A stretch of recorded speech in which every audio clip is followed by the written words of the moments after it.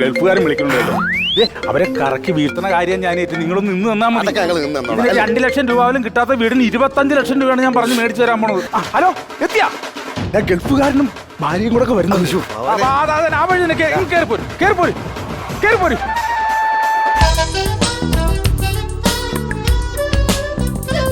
വരണം പതുക്കെ.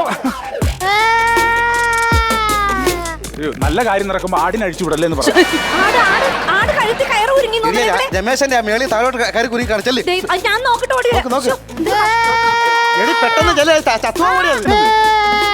ആ ഇവിടുന്നായിരുന്നു. സോറി. ഒരിടത്ത് ഇങ്ങനെ വലിച്ചു പറിച്ചോണ്ട് പോര്.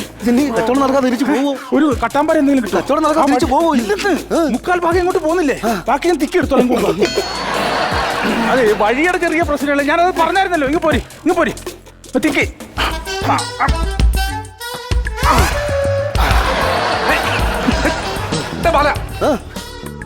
എന്തോന്നറിയത്? ചോറ്. എടാ ഇതല്ല എന്റെ സൈഡ് നോക്കണേ. ആ സാമ്പാർ. എടാ അതല്ല, നിനക്ക് വൈരാഗ്യം ഉണ്ടെങ്കിൽ നീ പറഞ്ഞു തീർക്കണം. എന്ത് പറയുന്നത്? ചോറിൽ ബട്ടൺസ് വാരി അറിയല്ലേ? ബട്ടൺസ്? ആ പിന്നെ എന്തോന്നത്? അത് നിന്റെ റേഷനറി വാച്ച് അവിടെ നിന്നാണ് ബട്ടൺസ്. ഞാൻ വാരി എടുത്തില്ല. 3 ബട്ടൺസ് പോയല്ലേ? ഒരഞ്ഞിറങ്ങി വന്നോട്ടെ. അല്ല, അതിന്റെ പേരിൽ വിഷയം ഉണ്ടാക്കണ്ട. അത് വേറെ.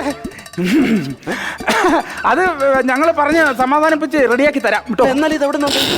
ബട്ടൺസ് അല്ലേ?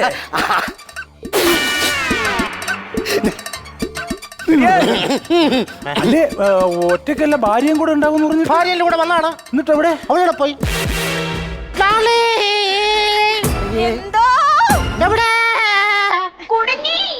ആട് ഫാമിലിയാണോ? അല്ലല്ലോ, കുടുങ്ങിയാണ് അവള്. ഞാൻ പിടിച്ചു മാറ്റാം. ഡാർലിംഗ്,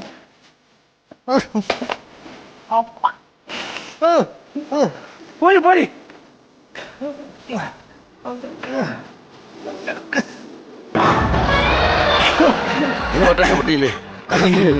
നമസ്കാരം ചേട്ടാ, ഞാൻ വൈക.